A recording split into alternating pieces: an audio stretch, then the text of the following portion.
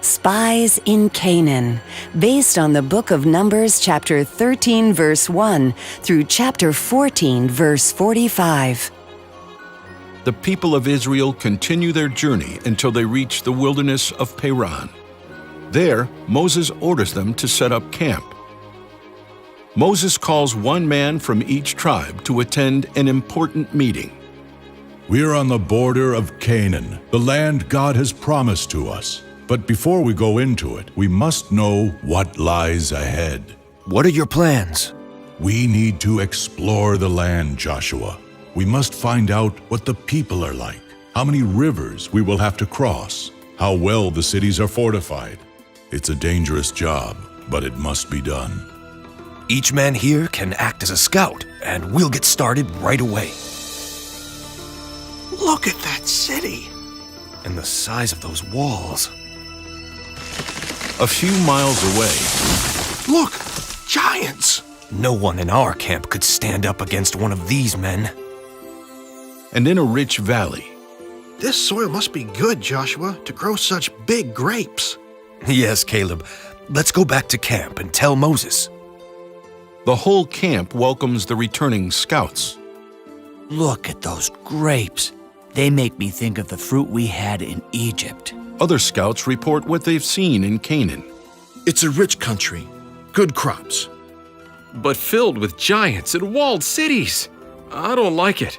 We'll never be able to conquer them. Let's go take the land. Yes, with God's help, we can do it. But the other 10 scouts disagree with Joshua and Caleb. No, we're puny grasshoppers compared to the size of those giants. They'd wipe out all our men and make our children be slaves again.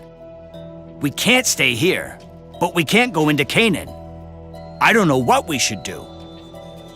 I say we go back to Egypt. God led us here. Trust Him, and He will help us conquer the land He promised us. But can we be sure? Where is your courage and your faith in God? There is only one way to stop Joshua's wild talk. The people are frightened by the 10 cowardly scouts who tell them about giants and strong city walls. Angrily, the people turn against Joshua and his fellow scout Caleb. Stone them! Get rid of Joshua.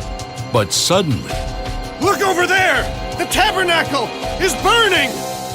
Don't be afraid. The tabernacle is not on fire.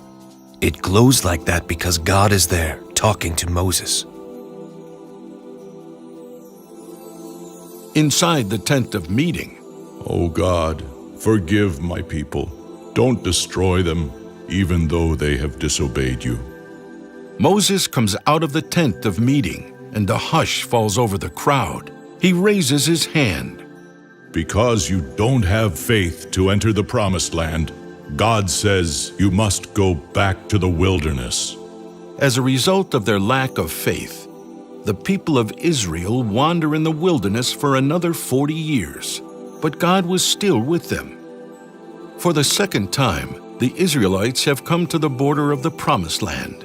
This time, they are not afraid. Men talk of the flocks and herds they will have, and women dream of peaceful homes. But Moses' feelings are bittersweet. He calls the people together. I am 120 years old. I can no longer lead you, and God has already told me that I will not enter the promised land. So God has appointed a new leader. Joshua, come and stand before the assembly.